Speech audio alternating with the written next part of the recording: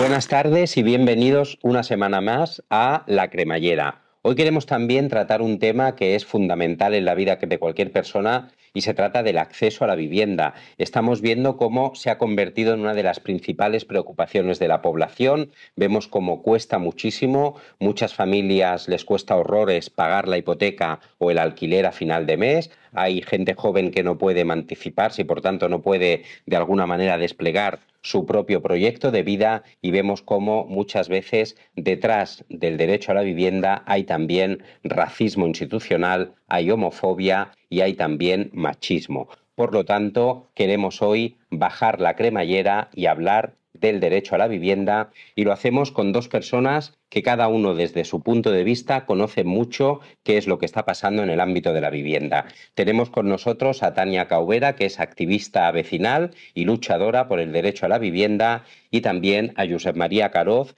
que es investigador predoctoral en el ámbito de la vivienda. Primero, evidentemente, agradeceros que estéis hoy aquí en La Cremallera, subiendo y bajando esta cremallera y hablando de un tema que es fundamental, ¿no, Josep María? Como es el derecho a la vivienda. Sí, es clave. Es clave.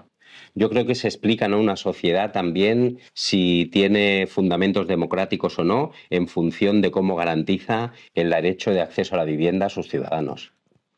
Sí, es un punto clave, es decir, al igual que hay un punto, es crucial entender también la sociedad democrática, cómo se regula el mundo del trabajo y cómo se legislan los derechos y obligaciones que tiene una persona trabajadora y el empresario, y humaniza y horizontaliza esas relaciones. También es clave en el punto democrático, en la dimensión democrática, entender cómo se regula pues, un bien tan esencial, que es imprescindible para la vida, que es un bien básico, como podría ser la educación o la sanidad, pues la cuestión del vivir. Y cuesta mucho que los gobiernos sean valientes y se atrevan a regular la vivienda, probablemente porque hay unos lobbies que están detrás de los intereses que esconden las viviendas.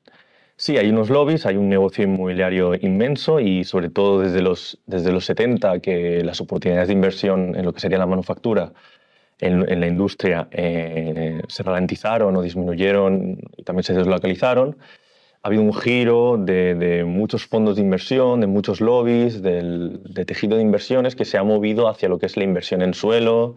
La década de los 2000 fue un ejemplo de la inversión en el tocho y después también en las rentas del suelo. Pero también la cuestión de la vivienda es una cuestión que es muy frágil porque también su propiedad, la propiedad de la vivienda está muy... y sobre todo el interés rentista, que sobre la vivienda está muy capilarizado dentro del tejido social. Hay muchas personas que... Hay un gran número de personas, no es una mayoría de la población española ni catalana, pero que tiene intereses rentistas. Entonces es... Claro. Y también toca con cuestiones de propiedad privada, de patrimonio, incluso de memoria de las personas y cuestiones emocionales, del piso de mi abuelo, del piso de mis padres, por lo que sí hay la perspectiva de los lobbies, pero también tiene ciertas empatías o solidaridades fuera de lo que es también el núcleo duro de la inversión.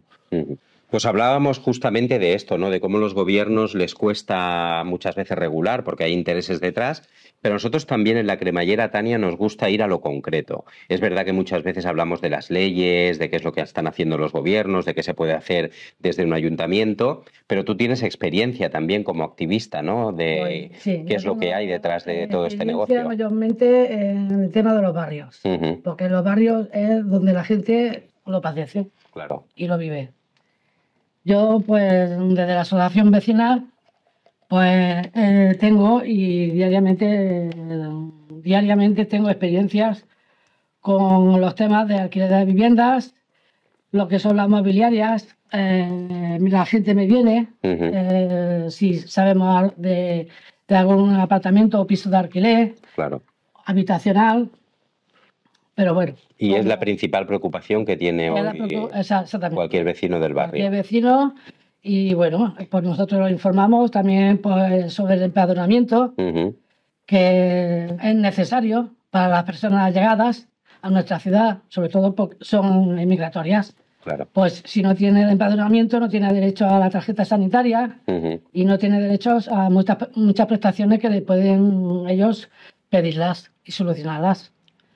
Discúlpame que estoy un poco No te preocupes, afónica. te entendemos perfectamente porque hablas muy clarito. La cuestión es que el problema está ahí. Y este problema no se va a quitar ni este año ni el año que viene. Hace falta... Como la gente no se conciencie y también se vaya denunciando. Porque estos son temas que se tienen que denunciar. Cada vez que hay una vulneración de derechos. Al SCAI, si eres una persona de migrante, tiene que ir al SCAI y denunciarlo ahí, a los ayuntamientos. Y después también a las asociaciones vecinales, ¿por qué no? Claro. Porque yo estoy dispuesta a acompañar a cualquiera a donde haya que ir, porque hay mucho dinero, lo que no te puedes imaginar. Hay mucho negocio detrás de eso. Y tú cuéntanos, porque yo sé que tú hiciste una experiencia a título personal para ver qué es lo que pasaba en el mercado de las habitaciones. Sí. Yo ya iba con una compañera nuestra, que ella también es emigrante, pero que lleva aquí ya muchos años. Pero bueno, decidí que pasar por la experiencia. Y digo, pues, ya que lo he convivido, pero quiero también pasarlo yo por mí misma. Pues bueno, pues hice entrevistas en la cual, pues, bueno, yo ya sabía lo que me iba a encontrar, ¿no? O sea, tú intentaste alquilar una habitación para ti. Exactamente. Y tú tienes tu vivienda, tu casa. Yo siempre he tenido propiedad. Y has querido ver qué sensaciones, ¿no? Qué situaciones vive una persona que quiere alquilar una habitación, no es ni siquiera un piso, una habitación. Yo me pasé, yo enseguida me notaba que yo era española. A ver si sí. Pero que ahora tenía ahí españoles y señoras y señores de mi edad que por H por B se divorcian, tienen una situación familiar más y donde se van, no se va a un hotel, el dinero vuela. Pues se van provisionalmente pues también a un estado de habitación, mientras que arreglan la situación suya. Claro. Pues vale, pues yo enseguida. Tú fuiste a buscar la habitación. A buscarla, pero bueno, lo mismo. ¿Encontraste bien ofertas? O sea, había bastante. Había ofertas, después te pedían los requisitos. Como yo ya sabía más o menos, por la experiencia de nuestra compañera. ¿Requisitos económicos? No, burocráticos, es que se lo inventaba. Ya. Pajas de humo, como yo le decía, a uno. Me pidió mi vida laboral. A ver, si yo le dije que yo era jubilada, ¿qué vida laboral te puedo dar yo? Claro, la pensión. Exactamente. Yo digo, sí, yo aún sigo mi vida laboral, pero voluntaria. Claro. Pues bueno, pues rechazó. Por no presentarle la vida laboral. Porque sabía demasiado y cara. No te podían engañar, básicamente. Claro. Rechazo total. Vale. Por esto, yo me estudié más o menos toda la zona de lo que es Campoamor, Espronceda, la vivienda que está cerca de, que bueno, pertenece a las Curvas Barajas, pero es cerca de Espronceda. Sí. Aquello me lo pasé toda la zona también de Carnoria. Bueno, pues otro que me pedía el mes y un aval. Entonces yo le dije, bueno, si yo te doy un aval, me tiene que dar un recibo. Claro. Porque ahí está. Yo cuando me marche... Me lo tienes que devolver. Me lo tienes que devolver y si no hay un papel que me justifique, a menos tu DNI, lo mismo que me pides, mi DNI, cómo me llamo y todo esto para no dormir, también quiero que me lo des tuyo. Claro. Por rechazo total. También te rechazó por pedir garantías, básicamente. Garantías. Lo que pasa que no es la misma situación mía que puede ser de una persona llegada. Claro. ¿Vale? La persona llegada pues viene, las pobres gente pues... Se aprovechan de la desesperación de la gente, claro. Esta gente vende y se hipoteca hasta medio de su vida allí en sus países para pagarse su viaje al avión, claro. Su estancia. Tiene que tener aportar una cantidad de dinero, si no, no te dejas pasar lo que es la aduana del aeropuerto. O sea, que viene con mucho miedo. Y al final encontraste habitación. Al final encontré habitación. Después de muchos rechazos, encontraste una. La familia bien, pero bueno, yo pues allí pues el primer día pues, me encontraba en un sitio que no... Claro. Yo nunca había pasado por esa experiencia. Sí, yo he compartido piso, pero de otra manera. Claro. A ver, de viaje, de compartir y todo esto. Pero esa experiencia, pues... ¿Y se puede así estabilizar una vida? Pues sí. Emocional y psicológicamente sí. Porque date cuenta que nosotros ya somos de aquí. Tenemos otras clases de mochila. Claro. Ellos vienen con otra mochila, con otra historia, a un país que no es tuyo. ¿Vale? En sus países se dejan todo. Hay quien se deja hijos, hay quien se deja todo. Viene gente con buena preparación de estudios, otros no, pero traen su mochila. Claro. Y cuando tú te metes en esa habitación y te metes ya en la cama, pues a mí, por ejemplo, me viene el pensamiento, pero de aquí. Tú imagínate estas criaturas, su cabeza es como... Claro, que están a miles de kilómetros de su familia, de su casa. A muchos lloros y muchas cosas psicológicas, porque Claro. después tienes que establecer contra un trabajo, el trabajo negro, no le da Claro, sí, sí. su tasa, hasta los 2 años y pico, o 2 años que tienes que ir con el dinero que traes y con el dinero que, si es que puedes generar alguno. Y bueno, mi experiencia pues fue bien.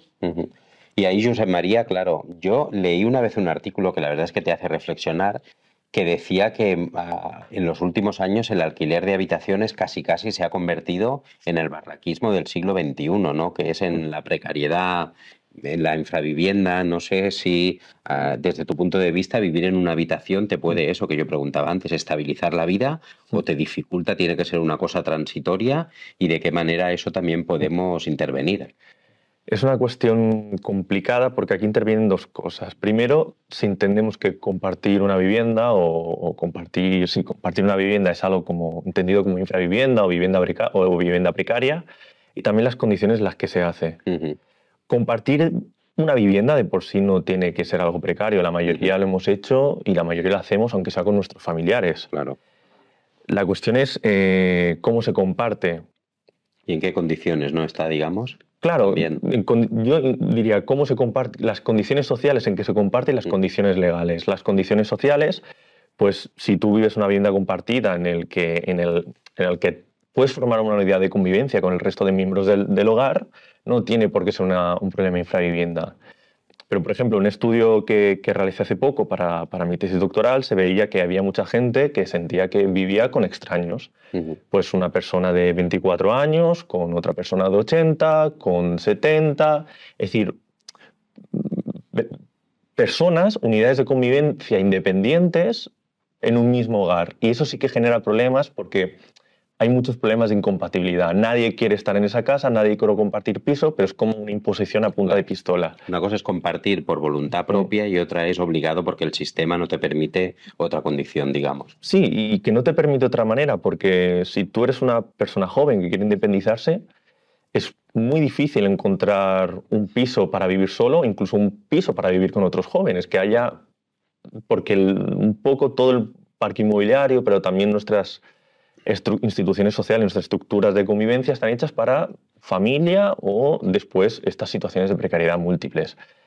Y también son las condiciones legales en las que se hace. Como contaba Tania, el alquiler de habitaciones, las condiciones en las que se hace es una forma muy alegal, muy precaria, porque son contratos escritos, orales, no están regidos por la LAU, entonces prácticamente ninguno de ellos, no tienes ninguno de los derechos, ni el propietario tiene ninguna de las obligaciones que están regidas por la legislación. Claro. Entonces, se juntan estos dos factores y en la mayoría de situaciones sí que es una especie de chabulismo vertical, como se está llamando ahora.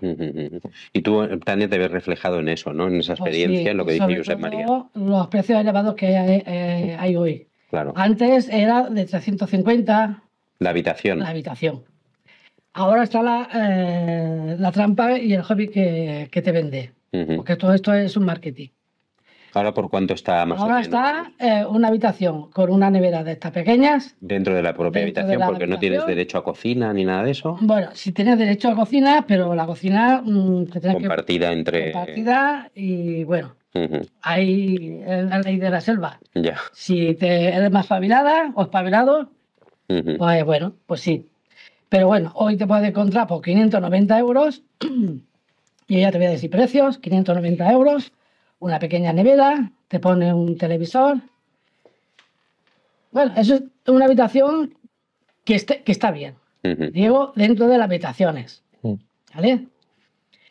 Tienes derecho a internet, pero ahora también dentro de los 500 euros, 500 y pico, 90 que te he dicho, tienes que pagar los servicios.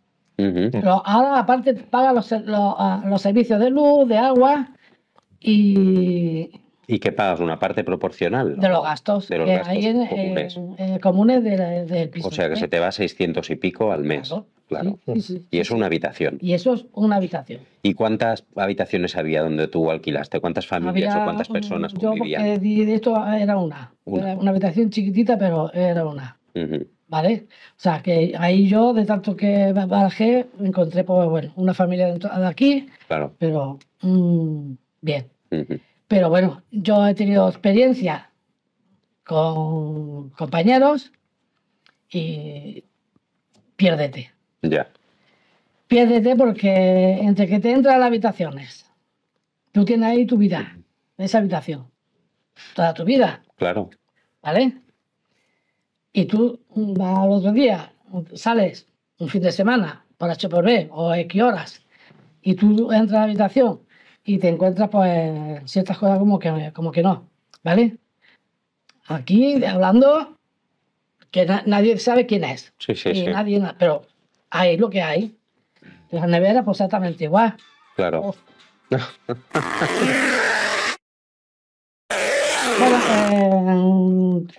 sobre los 590 euros y te pone una pequeña nevera, que sí, un televisor, tienes derecho a wifi, todo esto, pero aparte tienes que pagar los servicios. Claro. Los gastos de agua y de luz, todo lo que conlleva el núcleo del piso. Y ya está, y ahí te puede barajar pues infinidad de precios. Y estos precios que yo te digo, mayormente también son por agencias mobiliarias. O sea, es la propia agencia la que hace... Que ahora ya la mobiliaria ya interviene. Claro. Interviene en estos negocios, porque es un caramelito para ellos acojonante. ¿Y tú cuando hiciste esta experiencia, detectaste que había racismo inmobiliario? O sea, mucho. ¿Sí? Mucho. ¿Y eso, Josep María, está...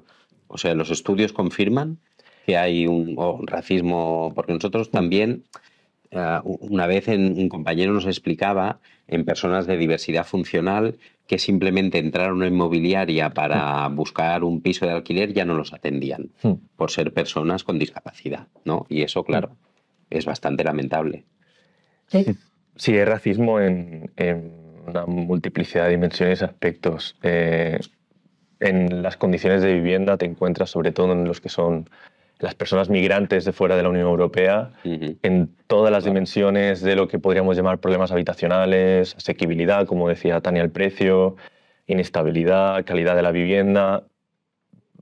La mayoría de veces triplican o cuatriplican los problemas de la población nativa o más. Es decir, es un verdadero desastre humanitario prácticamente en muchas cuestiones. Y en la accesibilidad, es decir, en la hora de poder alquilar una vivienda, también hay una discriminación muy, muy importante y a veces, la mayoría de las veces, incluso premeditada. Incluso cuando ejercen, incluso cuando median agentes inmobiliarios profesionales. Ya. Porque el propietario no quiere o el propietario tiene este sesgo racista, entonces ya el agente inmobiliario ya rechaza ciertos perfiles. Claro. Esto en el trabajo que mencionaba antes, haciendo entrevistas, nos contaba una chica la historia sobre su pareja, que es canaria, que llamaba a las inmobiliarias y le colgaban el teléfono porque tenía acento canario. Entonces, muchas personas, muchas inmobiliarias, muchos propietarios confundían ese acento con acento venezolano. Entonces colgaban el teléfono. Entonces, no tenemos datos porque, sobre todo por la cuestión del acceso, porque es una cuestión muy incivilizada. Es como el racismo a la hora de acceder a un puesto de trabajo. Nadie te va a decir en una encuesta que lo hace o nadie te va a reconocer que lo hace, pero es una cosa del día a día que ocurre. Y hay mucha complicidad con ello. Y esto supongo que nos lleva después a experimentos como esto que se llaman los pisos colmena, ¿no? Que son pisos que los dividen en habitaciones. Esto ocurre mucho en Madrid y en Barcelona y poco a poco va llegando también a otras ciudades de las áreas metropolitanas de Madrid y Barcelona, que van dividiendo los pisos en habitaciones porque le sale más rentable alquilar el piso por habitaciones con el precio que nos estaba diciendo Tania, y eso en un barrio obrero, en un barrio humilde, que no alquilar todo el piso, ¿no? Y ahí también es una manera que tienen los que especulan con el derecho a la vivienda de saltarse las propias leyes que tenemos. Sí, sí, totalmente. Es decir, con este modelo, también con los alquileres de temporada, el vacacional, se saltan la LAO. También después hablamos de la legislación, dejaron esa puerta abierta a propósito, es decir, no es una cosa que se coló, pero sí es una forma de maximizar la rentabilidad y además de aprovecharse de perfiles muy vulnerables, convirtiendo ese supuesto riesgo de esas poblaciones en tasas de rentabilidad muchísimo más altas. Es aprovecharse de la necesidad. Hacer negocio de la necesidad, y eso es lo que tú te encontraste básicamente. Esto es el negocio del siglo este. La inversión del tocho, en mi época se hablaba del boom de ladrillo. Sí, el boom inmobiliario y todo. El boom de ladrillo. Sí, sí, sí. Por ejemplo, el cañón se hizo con el boom de ladrillo, ¿vale? Ahí también hubo mucha especulación. Claro. Después se hablaba de los pisos pateras, que la gente se escandalizaba en aquella época. Ahora ya no se escandaliza porque ya hemos normalizado eso. Está todo normalizado y ahora es la inversión que hay hoy en día. Si tú tienes un dinero, pues comprarte un piso y dedicarlo a eso. Claro. Ni lo declaras y el dinero para bolsillo. Bueno, yo el otro día hablando de esto vi un TikToker de estos que están ahora muy de moda, que también venden pisos a través de las redes sociales, que explicaba en lo que consistía su modus vivendi, que era alquilar pisos, ya no comprarlos, sino alquilarlos, realquilarlos con habitaciones, y tenía como 10 o 15 pisos y con eso se sacaba muchísimo dinero. Sí. Claro, eso es jugar con la vida de la gente, especular con la vida de la gente.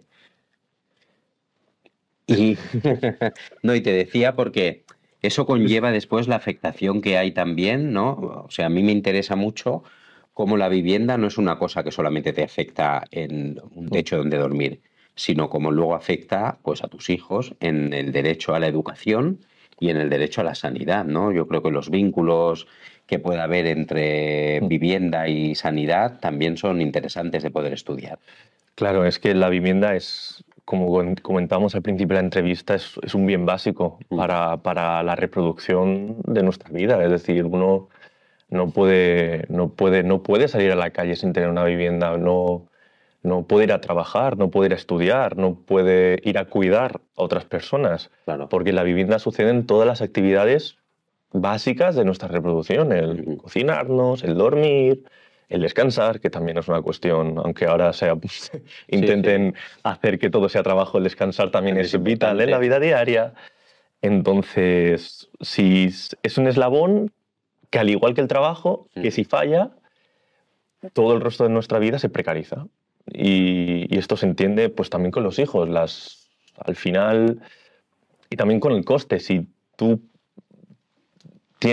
costeas, si tú dedicas la mayor parte de tus ingresos a pagar una vivienda, significa que no lo estás pagando, no lo estás costeando en otras cuestiones como medicamentos o educación para tus hijos, y esto tiene consecuencias, pero también en cuestiones como la calidad de la vivienda.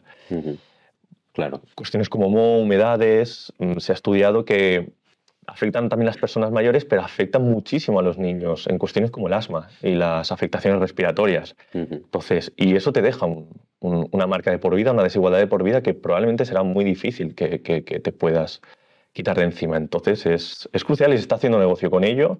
Y lo peor es que hay una parte de cierta juventud, sobre todo, que se está instaurando este consenso de que es bueno vivir de rentas, es bueno vivir sin trabajar de nada, es vivir no sin trabajar, pero especular y del trabajo de otros. Claro. Del sufrimiento de los otros.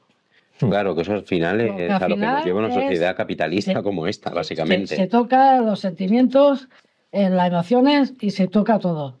Ahora, con el permiso vuestro, imagínate una persona inmigrante y que tenga un hijo o dos menores de edad. Son rechazados. Claro. Y si te cogen, esos niños... Mira, es que te voy a contar una experiencia de un sitio donde la compañera nuestra lo compartió 3 semanas exactamente ahí. vivía un matrimonio nicaragüense. La habitación era una cama para ellos y una litera para sus 2 hijos. Y los niños, no sé si aún, creo que ya se marcharon para Nicaragua, porque no podían estar aquí. Pues esos niños, cuando se realizaba actividad en la Unión Vecinal, nos los llevábamos con nosotros. ¿Y tú quieres decir que los padres nos agradecieron a nosotros que le habíamos dado vida a sus 2 hijos? Claro. Porque los niños, mientras que estaban los padres trabajando, estaban allí. La dueña, pero es que después la dueña también no era de aquí, es que ahí está. Aquí hay como la ley de la selva, ¿vale? Hay núcleos que se espabilan, se coge un piso y se lo alquilan a otra gente con los mismos perfiles de ellos. Ahí no puedes tú hacer nada, porque tú nada más que tienes tu pasaporte y vas trabajando. Y si tienes 2 criaturas, aún peor. Claro. Pues esta señora yo la vi regañando a esos 2 críos. Entonces yo regañaba. Os tenéis que ir a la habitación. Y yo, así, de aquella manera, de buena fe, le dije, ¿pero qué está haciendo estos 2 niños? ¿Me puede usted contar qué está haciendo estos 2 críos? Si están sentados en el sofá, están haciendo sus deberes, el comedor no hay nadie, es amplio, hay luz, ¿qué lo va a meter? Encerrados ahí. Encerrado en el bulo ese que tiene usted. Claro. Que no están ni... Vamos, me voy a callar un poco. Pues yo hablé con los padres y hablé con mis compañeros de cuando se realizaba un taller de los niños que pudieran asistir al taller. Pudiera asistir. Claro. Entonces nosotros le dijimos el horario que tenía, los padres pues nos lo agradecieron porque me daba mejor nota en el colegio, claro. Los profesores dijeron que le pasaba a los niños que se habían abierto, porque es que eran niños cerrados. Claro. Empezaron a hablar catalán, porque había una compañera y el David que le hablaba en catalán. Estos niños supieron buenas notas. Y vamos, cambiaron el chip totalmente. Claro, afecta. Bueno, lo decía antes Josep María, ¿no? Yo la otra semana leí también que en una escuela de Barcelona, en el Pau Vila de Barcelona, los profesores asistieron a parar un desahucio de una familia de un niño que iba a la escuela, porque evidentemente eso había afectado el rendimiento escolar del niño, ¿no? Por lo tanto, muchas veces hablamos de la vivienda como si fuera una cosa aislada, pero tiene esas repercusiones también educativas. Sí, comentando también lo que decía Tania de, claro, vivir en condiciones de hacinamiento también pues afecta mucho al estrés, a la salud mental de los niños y de los padres, porque esa falta de intimidad o el no tener una mesa, que eso le pasa a muchísima gente, el no tener una habitación tranquila para estudiar. Condiciona mucho el desarrollo educativo, los ruidos, el paso de personas. Y eso pasa a mucha gente, pero pasa especialmente en la población migrante, porque no lo he comentado antes, pero también tiene una otra cuestión, que es que las condiciones de entrada a un piso con el tiempo se han ido endureciendo. Entonces, comentaba Tania que te pedían la vida laboral, ¿no? Sí. Pues claro, por ejemplo, un migrante que no tiene un permiso de residencia regularizado porque se le haya pasado, por lo que sea, ya no va a poder tener un contrato laboral, ya no... Es todo como una sucesión de exclusiones en que si te ves atrapado es una pendiente resbaladiza hacia la precariedad de condiciones.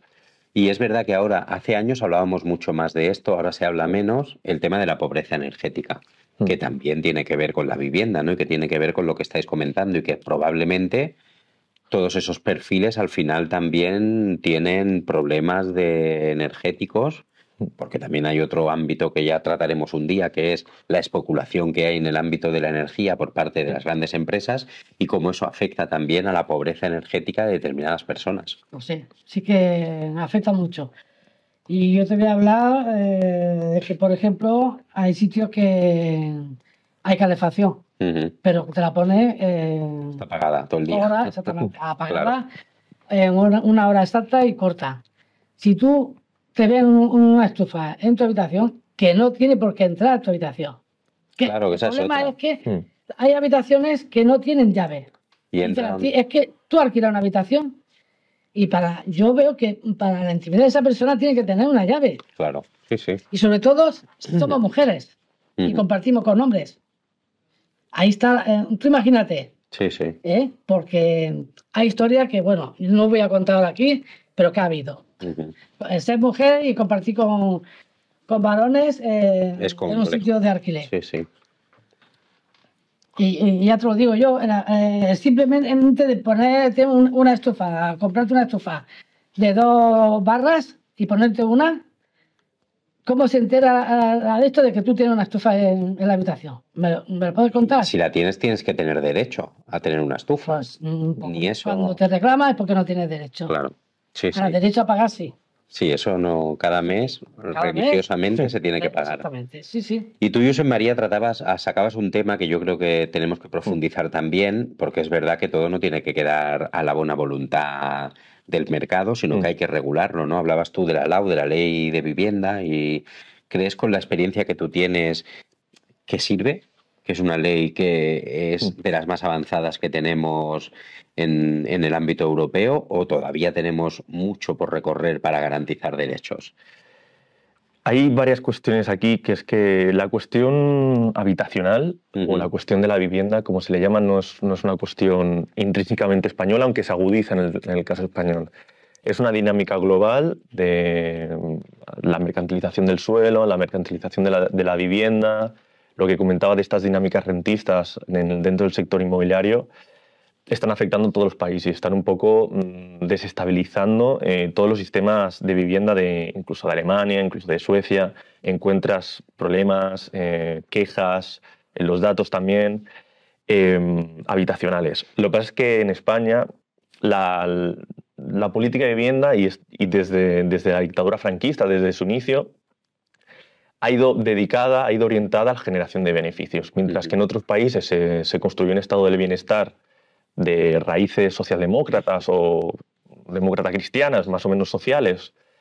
En España eso no ocurrió. Aquí el estado del bienestar, por la dictadura, no existió, no llegó a existir hasta la transición. Y por ese motivo la política de vivienda siempre ha ido orientada hacia el beneficio. Cuando llegó la transición, cuando llegaron el primer gobierno democrático, ya ese estado del bienestar era demasiado tarde para construirlo. Ya la situación internacional, tanto política como económica, no daba pie a poder hacerlo. Entonces, los gobiernos democráticos, el régimen democrático que nació a partir de la caída de la dictadura, recogió todo este legado de las políticas de vivienda franquistas y siguieron con cambios. Obviamente, se democratizó y mejoró la situación, pero la producción de vivienda y su distribución y su consumo aún fue orientada al beneficio. Entonces, en ese caso, España, y también parecido a otros países mediterráneos, ha sido un poco como el niño, pues, el que suspendía en la clase en cuestiones de política de vivienda. Y eso explica que aunque la situación sea mala o haya una tendencia hacia un empeoramiento de las condiciones de vivienda en toda Europa, España es un lugar donde se sienta de forma mucho más preponderante. La ley de vivienda intenta responder un poco a las quejas y a los malestares que surgieron a partir de la crisis inmobiliaria de 2007. A esa ruptura del consenso de vas a ser un propietario, aunque te cueste mucho y tengas que trabajar mucho y pagar una deuda muy alta, vas a poder llegar a ser propietario. Y de ahí nació el descontento, que ha venido pues, primero con la PA, después con el sindicato de inquilinas y que se ha representado en la población inquilina. Y la ley que se aprobó, bueno, primero el Real Decreto de 2019 y después la ley de 2023, es un poco una respuesta a este malestar. ¿Es un avance? Sí, pero no va a solucionar la cuestión habitacional. Claro. Queda mucho. Es decir, ha intentado poner o civilizar mínimamente un poco lo que es el mercado inmobiliario en aquellas comunidades autónomas donde es posible. En este caso Cataluña, que es en el único lugar donde se está aplicando en toda su vigencia. Las zonas tensionadas, el control de los alquileres, la regulación de la duración, está muy bien. Eran unos deberes pendientes, sobre todo después de la regulación de la LAU en 2013, que rebajó todas esas condiciones, pero es insuficiente, porque los alquileres ya están muy altos, no solo sirve con contenerlos, también había lo que hablábamos de regular los alquileres de temporada vacacionales, que están dando una puerta de escape, sobre todo en Barcelona. Encontramos en barrios en que prácticamente solo hace falta ver Idealista o cualquier portal inmobiliario Y ver las ofertas que ver hay, ofertas que el 60 o el 70% cada día aparece un porcentaje más alto desde que se aprobó la ley, que son alquileres de temporada o vacacionales para evitar la legislación. Entonces, es un poco un sentimiento encontrado. Se han hecho cuestiones bien, pero se han dejado vacíos muy grandes y sobre todo tener en mente que esto no va a solucionar la cuestión habitacional en España, que hacen falta medidas mucho más valientes, de largo calado, de muchos años. Más estructurales. Estructurales, totalmente. Estructural, claro. Cambiar totalmente la estructuración del sistema inmobiliario español. Y eso es un tema pendiente que ha quedado. ¿Y por qué crees que no se ha sido lo suficientemente valiente, no se ha llegado tan allá? ¿Porque los lobbies inmobiliarios tienen mucho poder? O sea, ¿levantan un teléfono y son capaces de cambiar leyes? Sí, es una cuestión complicada porque es tanto económica como cultural. Sí, hay unos lobbies muy potentes, aún existen muchos intereses inmobiliarios por parte de las entidades bancarias, de los fondos de inversión, en mantener altos los activos para no degradar todavía más su situación, pero también hay una gran capilaridad social de intereses en relación a la vivienda. Mucha gente llegó a comprar vivienda durante los 90 y la década de los 2000.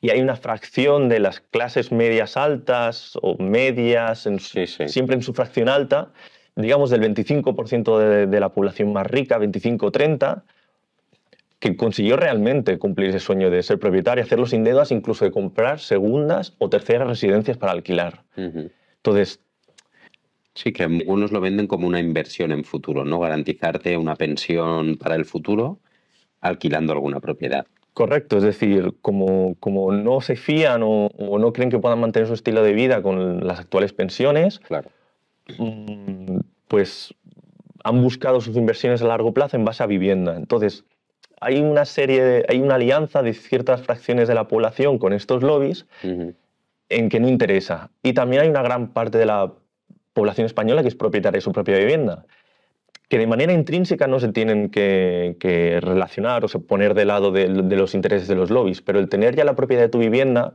pues puede predisponer un poco a... Te cambia la perspectiva. Te cambia la perspectiva de, bueno, a lo mejor yo tengo que vender mi vivienda para pagarme la residencia de cuando sea mayor, entonces me interesa que el precio siga alto. Claro. O quiero dejarle a mis hijos un buen activo. Entonces, es una cuestión, y también la idea de la propiedad de la vivienda, esa idea de que con la vivienda y si es de tu propiedad puedes hacer lo que quieras, es una idea también muy arraigada en la sociedad española. Entonces, se enfrenta, es un tira de afloja.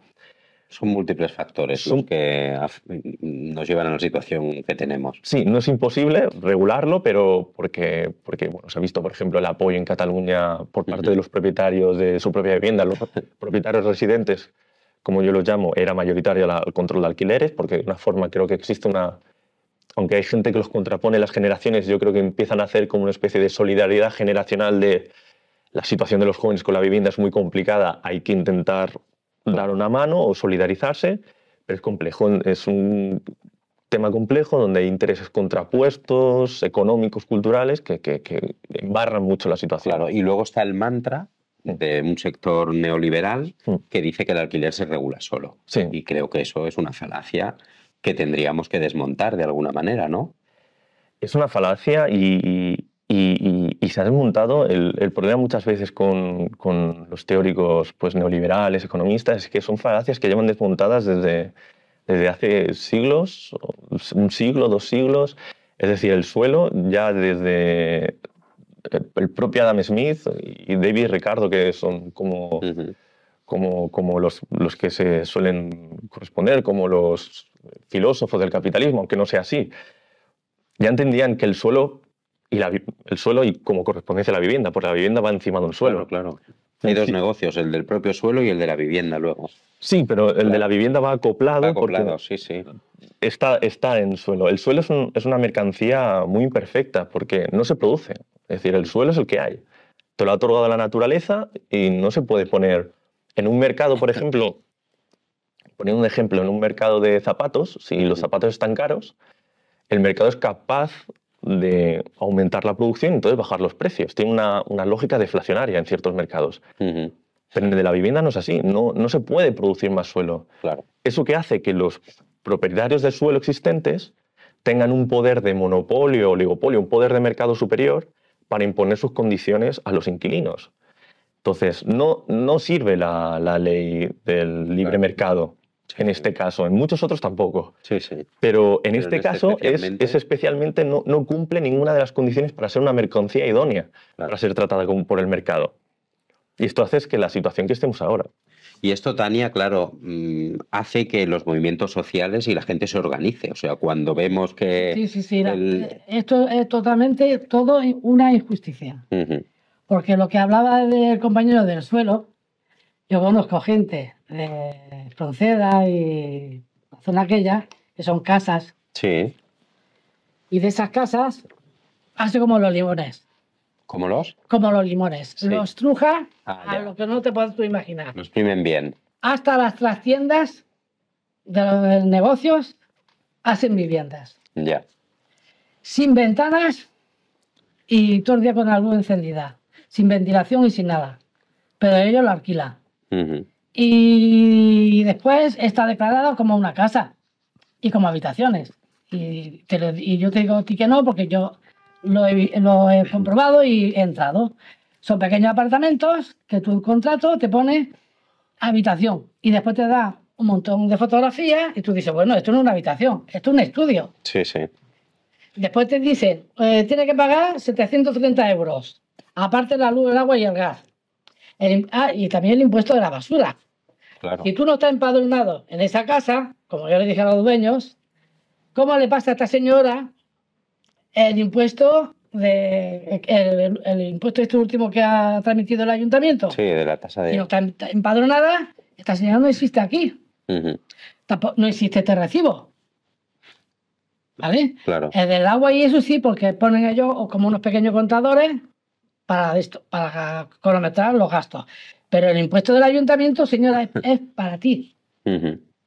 Porque si aquí hay varias personas que no tienen empadronado, ante la ley del ayuntamiento no existe. Claro. Pues nada. Pues sí le pasa su recibo y a pagar. Y se repercute en el que vive allí, claro. Claro, y tú le pagas el impuesto a los dueños. Y yo quería también, porque hemos hablado mucho de alquiler, pero tenemos una parte importante de la sociedad que está hipotecada, que es otra forma de depender del ámbito de la especulación de la vivienda, ¿no? Yo me pongo en primera persona, porque creo que aquí nos escapamos pocos, ¿no? Yo recuerdo que yo estaba viviendo de alquiler, pagaba una hipoteca, un alquiler en aquella época de unos 700 euros aproximadamente, y casi el sistema te dice que te compensa más comprarte una vivienda e hipotecarte. Yo me hipotequé, me pagaba de hipoteca 490 euros, con lo cual la diferencia evidentemente era sustancial, pero claro, luego descubrí que mi hipoteca tenía cláusula suelo, que es otra manera que han tenido los bancos de hacer negocio y de engañar y de estafar a los que estábamos hipotecados. Eso nos costó querellas, denuncias de estas colectivas, ¿no? Y yo te quería preguntar también, Josep María, el tema de las hipotecas es otra manera que tiene el mercado especulador de condicionar la vida de la gente, ¿no? No solamente el alquiler. Sí, en los 2000 había una expresión muy típica que era servidumbre por hipoteca o servidumbre por deudas, porque no deja de ser una forma de atarte. Claro. Es decir, hay que entender un poco la propiedad, uno no es pleno propietario y tiene todos los derechos de propiedad otorgados hasta que no paga la hipoteca, no paga su deuda hipotecaria. Hasta ese momento es como un propietario fiduciario, podríamos decir, de la entidad bancaria, mientras respete lo que es el pago de las hipotecas. Y eso también trae un componente de precariedad absoluto, porque los altos pagos, lo que comentabas de las cláusulas abusivas, puede ser cláusulas suelo, pero también periodos de gracia que no se informan en los contratos. Y esto, bueno, la crisis de 2007 está plagada de abusos inmobiliarios y abusos financieros por parte de los bancos en las cláusulas inmobiliarias. Sí, totalmente. ¿Y la crisis de 2007 crees que fue el boom de donde la sociedad empezó a ver que había una especulación detrás de todo eso? ¿Nos abrió los ojos o todavía no los hemos abierto lo suficientemente? Yo creo que ya se sabía antes incluso. ¿Sí? Ya desde 2004, 2005 empezaron a aparecer quejas por el alto precio de la vivienda. Estamos hablando que, por ejemplo, en Cataluña, en el periodo 2000-2007 hubo en el precio de la vivienda de segunda mano, de segunda mano en el precio por metro cuadrado de un 160%. Es decir, ya la gente estaba notando que cada vez pagaba más por pisos más pequeños. Lo que pasa es que ese efecto está un poco amortiguado por la expansión de la deuda hipotecaria. Aunque aumentase mucho el precio de la vivienda, siempre había una entidad bancaria dispuesta a darte el dinero y de esa forma acceder.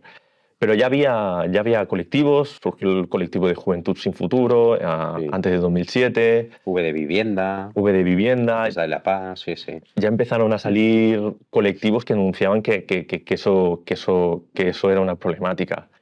Pero sí es verdad que 2007 es como el disparador, porque no solo sucede en España, sucede en Irlanda, sucede en Australia, sucede en Estados Unidos, en una multitud de países en que ese sistema de incremento de precios, incremento de la oferta de las hipotecas, se detiene. Y a partir de 2012 también las entidades bancarias, a través del acuerdo de Basilea III, restringen el acceso hipotecario. Y de aquí estamos en una especie de interregno, digamos, en que nace este malestar. Y yo creo que está para quedarse y que va a haber lucha. Va a haber lucha en eso. Sí. Y en ese sentido, claro, ahí entra el demonio de los que estamos hipotecados, que es el Euribor. ¿No? Que estás asustado cada vez que ves las noticias, Tania, y ves que el Euribor ha subido. Ha subido A ver, y ha subido. Yo lo digo por gente muy allegada a mí, jóvenes. Ellos sí. Yo, por ejemplo, no he llegado el Euribor ni por el asomo. Yo ya llevo años que por suerte pagué mi dichoso piso. Pero hoy los jóvenes lo tienen mal. Claro. Porque a los que le disparan los tipos de intereses, pues le suben la letra que... Claro.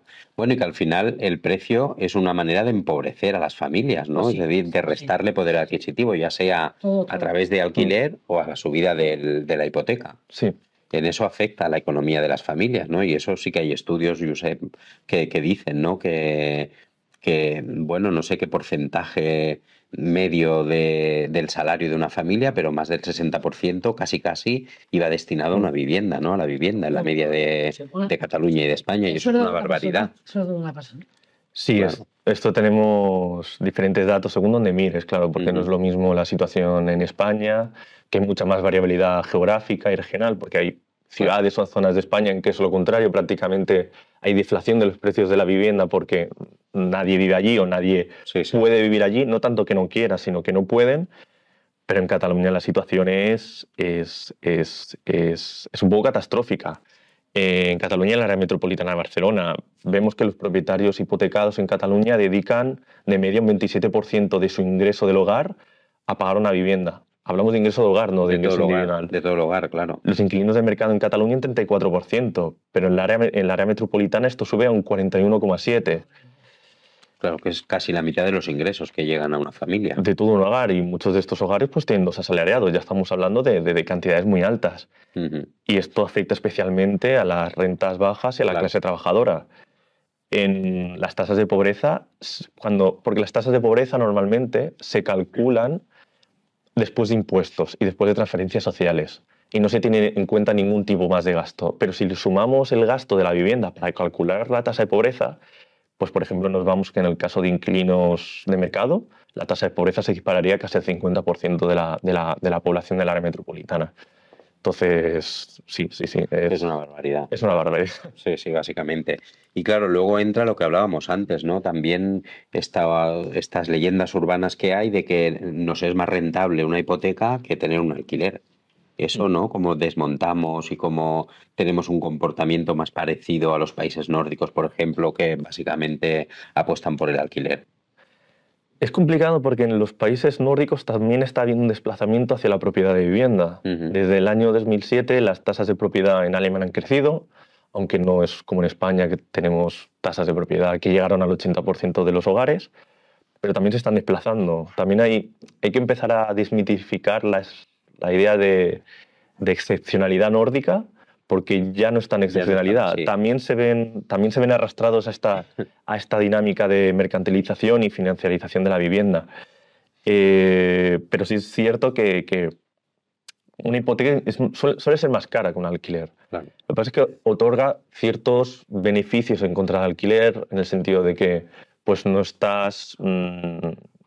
eres dependiente de un casero que cada 5 años te puede estar renovando o no, te puede estar haciendo subidas de alquiler imprevistas, pero tampoco para nada es una maravilla. Sobre todo si se tiene una hipoteca es una servidumbre por deudas hasta que uno pague, que también tiene sus riesgos, que a partir de 2007, sobre todo en 2011 y 2012, cuando la tasa de paro tocó el 25%, se vio que un propietario hipotecado en realidad es un inquilino y un propietario en potencia. Claro, es que yo me moriré pocos días después de haber acabado la hipoteca, con lo cual la diferencia entre el alquiler y la hipoteca no la voy a notar. Son posiciones más cercanas de lo que se ve en el discurso público. Lo que pasa es que después de ese ciclo de desposesión que hubo, después de 2011 y 2012, la mayoría de familias de nuevos hogares que se crearon de clase trabajadora y de rentas bajas, pues sí que han ido al mercado de alquiler, porque ya no les otorgan una hipoteca. Ya a partir de 2007, pero especialmente a partir de 2012, es muy difícil que una persona de un hogar de bajos ingresos de clase trabajadora obtenga una hipoteca. Es muy complicado. Tienes que avanzar como mínimo un 20% de todo el valor de la vivienda, se le sumamos un 10% del impuesto de transmisión patrimonial, etcétera, etcétera, gastos, notarías, etcétera. Es muy complicado. Es complejo. Bueno, para ir acabando, porque nos vamos quedando sin tiempo, yo te pediría, Josep María, si es complicado, creo yo, si eres capaz de explicarnos lo más rápido posible qué es un fondo buitre, para que la gente entienda que es un fondo buitre, porque muchas veces lo escuchamos en las noticias y a veces tengo la sensación que utilizamos determinados nombres para esconder la realidad que hay detrás de este fenómeno. Un fondo buitre realmente es algo muy sencillo y es algo que viene en el propio nombre.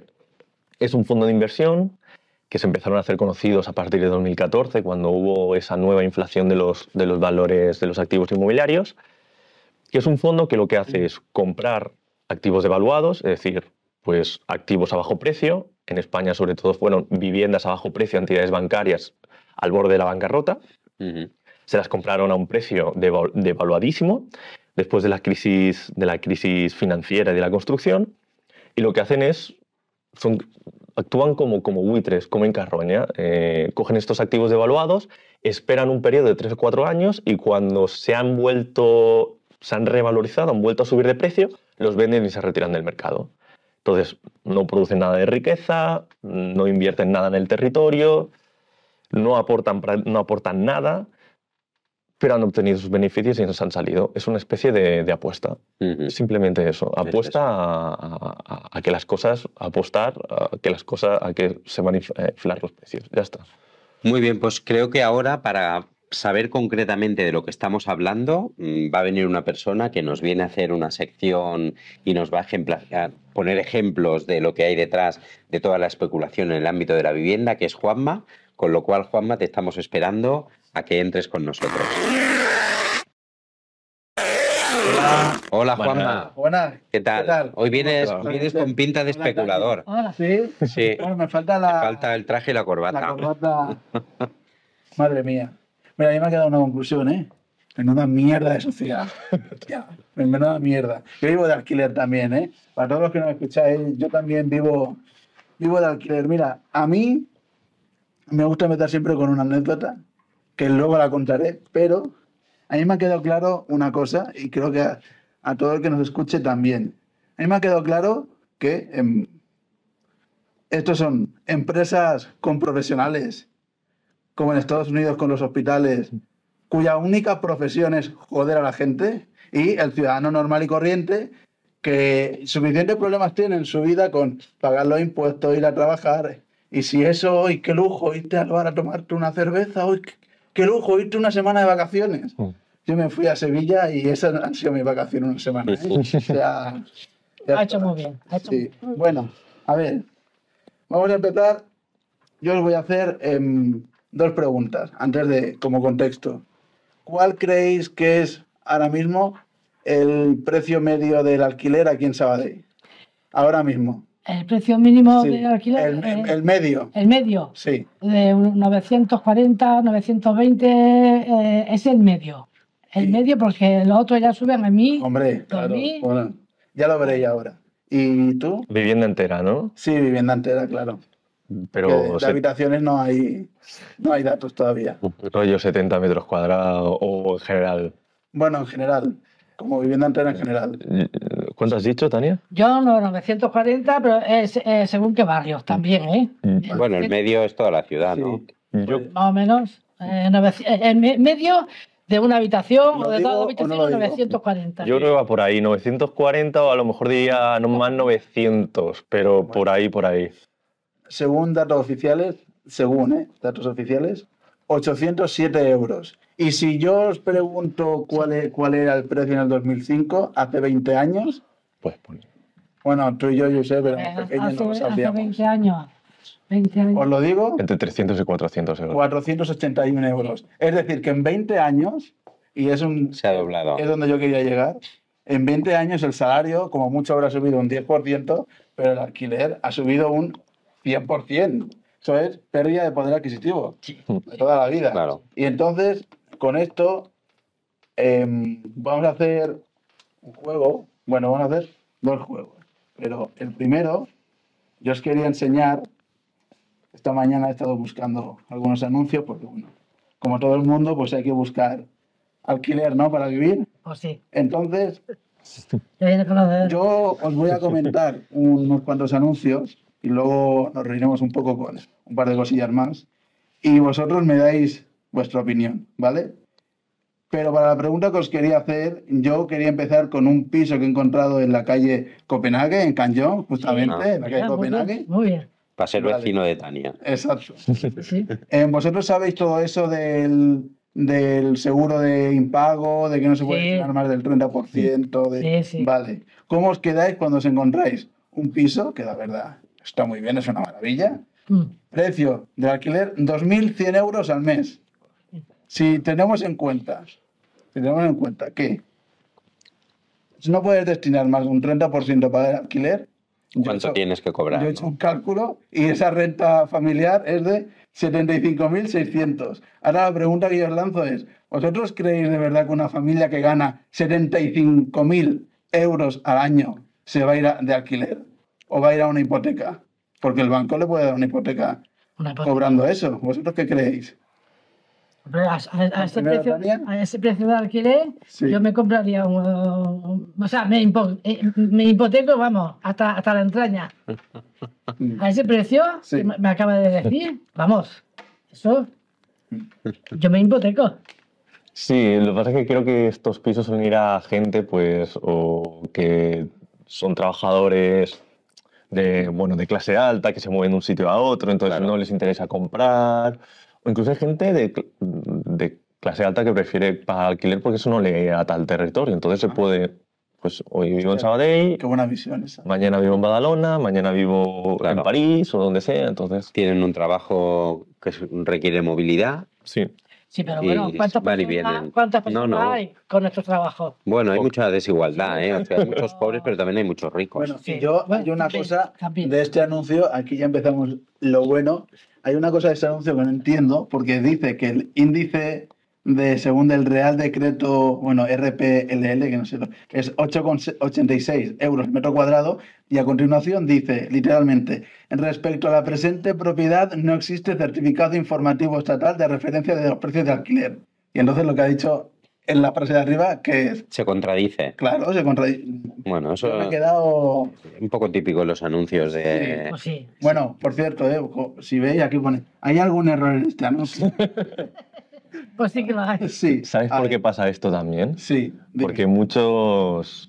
El índice se calcula a través de la vivienda en el catastro, te lo localiza en el catastro y entonces te hace una comparación con viviendas parecidas en la misma zona. Mm. Pero ¿qué pasa? Que muchas viviendas, incluso nuevas, no tienen la división horizontal hecha en el catastro. Claro. Entonces aprovechan ese hueco a veces para decir, bueno, es que no se puede calcular porque como el piso no está en el catastro, que es una obligación hacerla, ¿eh? Es una obligación. Sí. Pues Pues no. Pero las leyes... Vale, pues entonces yo lo que he hecho es me he puesto buscando en esta ciudad donde grabamos el podcast, aunque se puede ver el podcast en toda En España. cualquier sitio, en cualquier sitio, y fuera del extranjero también. Si se entiende castellano, se puede ver. Pero aquí en Sabadell yo he puesto en una página que a mí me da igual decir el nombre, ¿eh? Si alguien quiere hackearla y joderles, no, por favor, no lo hagáis.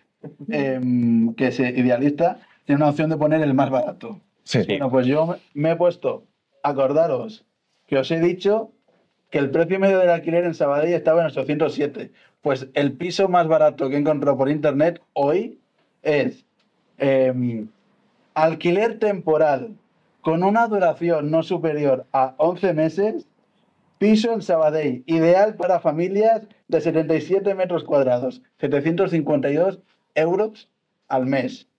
Y lo mejor de todo, ahora viene lo mejor, ideal para familias, o sea, para familias con niños, carricoches y demás. Yes. Un cuarto sin ascensor. Anda, Ideal para familias con carricoche. claro. Claro, para subir la compra del Mercadona Imagínate. y hacer músculo. Y, Sí. y lleva un niño en carrito y otro a la mano. De esos en el esto que de se mochila, cuelga de en la mochila. mochila. Así te ahorras el gimnasio. Es que... Sí. ¿Tú dirías que el tema del ascensor se podría considerar infravivienda si no tiene esa comunidad? Luego, ¿se podría llegar a considerar? Porque yo, antes habéis hablado del tema de infravivienda, Sí. que eran habitaciones y demás, pero bueno, no tiene ascensor también. yo creo que es por contexto al final. Si eres una persona joven que no tiene ninguna limitación física, pues tener un piso en ascensor no Yo- pasa nada. El problema es cuando... Cuando ya te haces. Mm. Yo el que os he explicado antes que me compré era sin ascensor. Luego lo hemos puesto. Sí. La comunidad hizo una inversión en poner un ascensor, pero Y algún día deberíamos hablar de cómo ayudar a Exacto. barrios enteros a que... todo el tema de la rehabilitación, que es otro tema, Otro tema que... que Vale. ya volveremos a llamar a Josep María. Ahora viene el mejor anuncio de todos. Mira, os lo pongo aquí. El mejor anuncio de todos. 870 euros al mes, ¿vale? En el barrio de Las Termes. Yo no sé si José María conoce el barrio de Las Termes de Sabadell, pero digamos que es barrio obrero, trabajador, Obrero. hasta tal punto de que en su plaza del barrio, desgraciadamente a día de hoy, no existe ningún comercio. Es un barrio abandonado. Cuando era, bueno, hace años estaba, bueno, pues como cualquier barrio obrero de hoy día. Se define como, en mayúscula, para que nos veamos bien, ojo, que a lo mejor si lo ponen en minúscula, vale, en mayúscula. Estupenda vivienda destinada a alquiler temporal y transitorio, no vaya a ser Que te guste. Que te guste, te quedes ahí. no vaya a ser que solo sea temporal. Vale. Es que esto es buenísimo. Perdón, Excelente vivienda de 2 dormitorios y un baño. Se encuentra en la tercera planta de un edificio residencial. Tercera planta. No dice si tiene ascensor, Eso ya llegará luego. Ah, no, sí que lo pone. No dispone de ascensor. Tercera sin ascensor. Bueno, el otro era un cuarto. Ya hemos ganado Ya algo. bajamos. Es la diferencia de precio. Digamos, 10 euros y ya el bajo son 200 euros más, ¿no? Situado en, aquí pone Las Termes, situado en Creu de Barberà, sector sur, en el distrito de Campoamor, Espronceda, Las Termes. A ver, ¿dónde está? En Campoamor, en Espronceda, Bueno. todo es el mismo sector de la ciudad, pero depende. Te va jugando al bolita, ¿cómo es aquello de los trileros de la Rambla? ¿Dónde está la ¿Dónde bolita? está la bolita? Adivina y acertadas. Vale, vamos a ver. Ah, sí. Ahí. Aquí viene lo mejor. Vale. Va describiendo, ¿no? Pues que en Las Termes es el mejor barrio de la ciudad, tiene de todo, tiene buena conexión, tiene de todo, vale. Y me llama la atención que dice, la zona cuenta con una amplia oferta de entretenimiento con un gimnasio, que yo la verdad, yo estudié en Las Termes y yo no sé dónde está ese gimnasio. O sea, que me lo digan. Y 17, no puedo. 17 parques. ¿Y 17 parques? ¿A dónde están los 17 parques de Termes? Si lo que están pidiendo la asociación vecinal Claro. es una renovación de la zona de los Termes. Claro.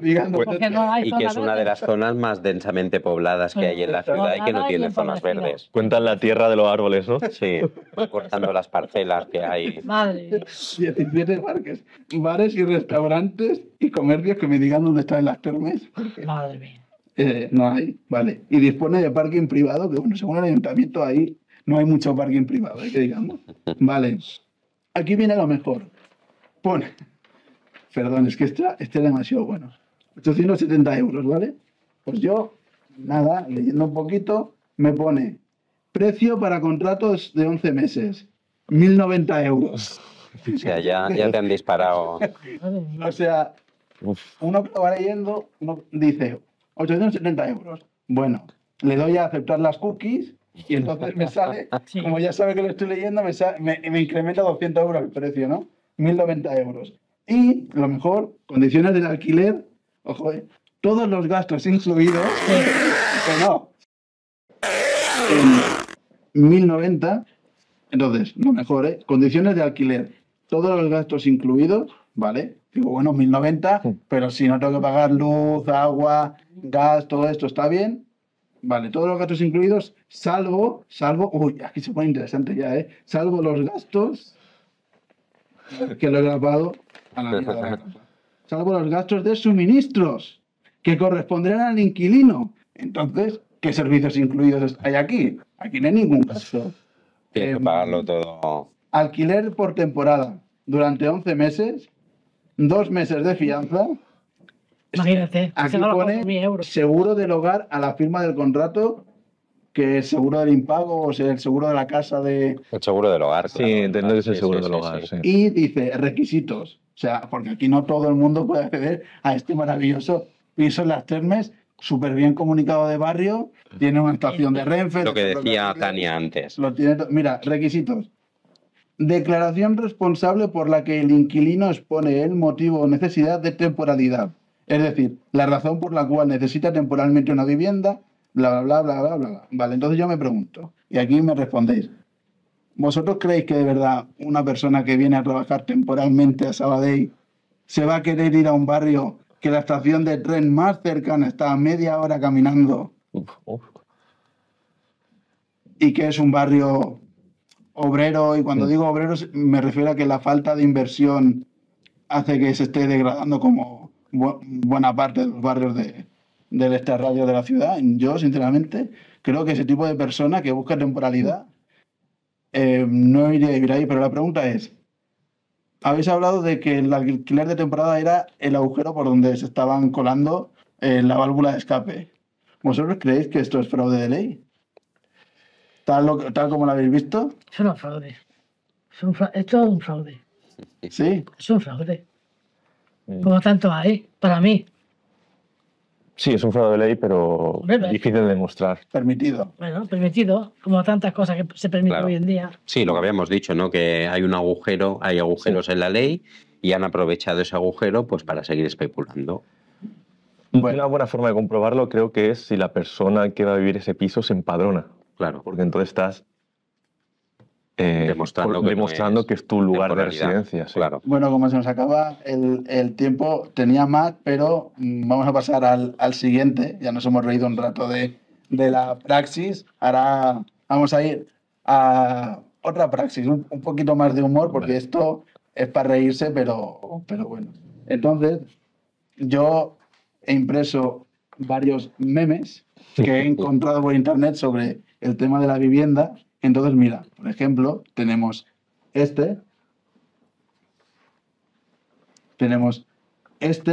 que dice, caseros, 94% de tu salario. ¿Es esto el fruto de mi esfuerzo? Esto es lo que yo llamo, lo que se dice siempre, la gente que vive de las rentas, Sí. que en castellano... Ponlo aquí que lo vea la gente que está también viéndonos sí. desde... ¿Se ve? Espérate, que Sí, lo ahora- pondré así. No, pero luego lo podemos añadir Sí, sí. al vídeo. Eso que en castellano antiguo es la gente aprovechada de toda la vida. Vivir de Hidalgo. Y yo lo digo así, el que vive de la renta, y yo he conocido gente que compra un piso, lo reforma, se gasta su dinero y lo vende o lo alquila a un precio y así se gana la vida. Y yo digo, tú lo que eres un vampiro. Un vampiro chupa sangre. No como el conde de Drácula, sino le chupa la sangre a la gente que necesita un techo. Pero mira, este es el mejor. Y yo no te subo el alquiler, es el mercado el que sube. El mercado. Ay, el mercado, amigo. Qué malo que es el mercado. Venga, seguimos. Esto me lo puedo después. Sí, luego te lo regalamos. Bueno, yo ya pagué la renta. Por lo menos ya tengo a dónde pasar hambre. Que esto es otro debate. Son brillos, ¿eh? Está muy bueno, está muy bueno. Hay gente que tiene que decidir entre comprarse la comida o pagar el alquiler. Está muy bueno, ¿eh? Excelente pisito en el centro de Madrid, ubicado en Sueca. 600 euros al mes más gastos. Buenísimo, ¿eh? Tiene nevera de todo. Siguiente. Es que el alquiler está tan caro que me puse a ver casas en renta y me sale más barato llevarme bien con mi familia que ir de alquiler. Esto está buenísimo, ¿eh? Siguiente. Y luego los comentáis, ¿eh? Yo os los muestro y luego los comentamos. Y ya damos. Casero entregando las llaves. La caldera solo funcionará los días impares, pero seguro que te apañas. Casero devolviendo la fianza. Socorro, hay una amiga en el suelo. Que el tema de la fianza no lo habéis comentado, pero también hay mucho fraude. Pero demasiado. Fraude con eso. Sí. Demasiado. Como no, de los Simpsons no podía faltar. Sé que estás ahí, alquiler por dueño directo, que no pidan 1 millón para entrar y voy a encontrarte. Que a veces Sí, dime. los dueños directos son peores que las inmobiliarias. Claro, porque eso ya ni la inmobiliaria, al menos tú puedes denunciarla y bueno, a lo mejor te acojonan un poco, pero Sí. Yo he denunciado a un casero sí. Ujú. de la compañera. Bueno, Sí, yo lo conozco. Bueno, llegó la hora y la fianza no la quiso. Claro. Ahora yo digo, bueno, pues yo te voy a denunciar por Hacienda. Como tenía los datos de él, Sí. cuando fui a mi Hacienda, le dije, tal sitio, ahí estoy, y este señor no declara lo de la habitación, Claro. me debe la fianza, porque para devolverme la fianza me tenía que denunciarlo por juzgado, hacer juicio, después coste y estoy pagando de mí. Digo, vale, que te sirva para medicamentos, pero para Hacienda lo denuncié. Bueno, y es Y me verdad lo que cogieron. hay muchos memes, pero es un drama. O sea, nos reímos No, porque no, somos una no, sociedad que nos reímos de nosotros mismos y hacemos Pero son chistes, dramas. pero es un drama para muchas familias, ¿no? Yo creo que eso es lo que hay detrás de todo esto, ¿no? Como una situación que tendría que ser un derecho se ha convertido en un drama para miles de familias. Tenemos que ir acabando, Juanma. No sé si tú te quieres despedir de una manera especial, como haces Bueno, cada semana. Sí, tenemos nuestro grupo de música particular que cada día, cada semana que ponemos el programa. Que conoce un grupo de música, Juanma, que nos hace una canción para cada, Sí. Exacto. para cada invitado que viene al Estamos programa. Y yo la quiero poner y a ver cómo reaccionáis y si queréis una última frase al escucharla. Vale. Que si no, es verdad que no son frases. Sí, con eso ya acabamos. Venga.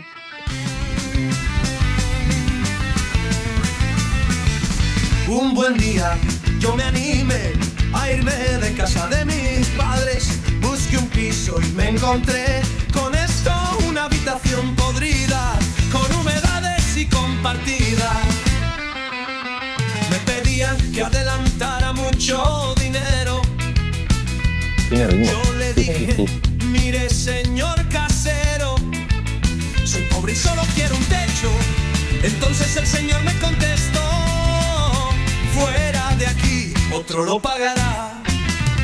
Y recordad que si esto no se arregla, la huelga de alquileres, deja de regalarle dinero a tu casero. Esta es la historia de Manolito, un pobre vecino de Sabadell, que no encuentra piso ni aunque se lo regalen. El muchacho trabaja todos los días, pero el sueldo no le da para alquilar. Su padre ya le dice, Manolito, a ver que tienes los huevos negros cuando nos dejas a tu madre y a mí y vuelas del nido. Sé que Bueno, lo a dice ver si de lo dejan broma, volar. pero entre broma y broma la verdad se asoma y en Sabadell parece que buscar piso sea más difícil que saber dónde está el oro de Moscú. Y recordad que si esto no se arregla a la huelga de alquileres, deja de regalarle dinero a tu casero.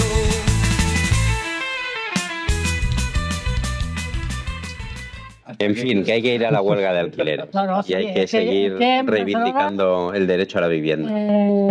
Yo lo dije cuando estuvimos en la manifestación en Barcelona, Sí, que fuimos Baldi y vino Rosso, sí, el sí. pelo blanco, Sí, sí, sí. y 2 compañeros más. Yo lo dije, que aquí se tenía que hacer una. Claro. Pues ahora se Pero- están convocando ¿no? movilizaciones, Josep María, también para defender el derecho a la vivienda y tenemos que estar ahí Sí, todos. el Sí. sábado 5 de abril. Bueno, Mm. pues cuando se invita seguramente ya... Pero en Estará Barcelona. hecho. Bueno, En Barcelona, aquí creo que también vais a montar, ¿no? Bueno, aquí No me también. cabe duda de que habrá es sido un gran éxito. El Y- problema también es que en Sabadell hay que movilizarse. tenemos que movernos. Y yo voy a hacer un taller de rock and roll, porque me ha salido un grupo de rock and roll en el instituto. Muy bien. Yo he lanzado el guante, le voy a dar una buena oportunidad, pero se me ha encendido la bombilla Con los memes estos que te ha con los enseñado con Juanma. los CDs, porque voy a hacer un Claro. taller en el barrio y voy a hacer carteles en la fiesta esa y con los jóvenes de rock and roll. Muy bien. Bueno, pues llegamos hasta Para aquí. No manifestar tenemos, esto, ¿eh? por desgracia, más tiempo. Muchísimas gracias, Tania, porque nos aportas también Sí. todo tu activismo en el mundo vecinal. Pues sí. Y gracias también, Josep María, por todo tu conocimiento en el ámbito también de la vivienda. Y, por supuesto, Juanma, que eres imprescindible cada semana también aquí en La Cremallera. Y nosotros lo dejamos aquí. Volveremos en 15 días para hablar de otro tema que también será fundamental. Y pensemos cada uno de nosotros de qué manera podemos también aportar nuestro pequeño granito de arena para mejorar esta sociedad y para que la vivienda no sea un lujo para algunos, no sea una especulación para otros, sino que sea para un derecho para el conjunto de la sociedad. Muchas gracias y nos vemos las próximas semanas subiendo La Cremallera.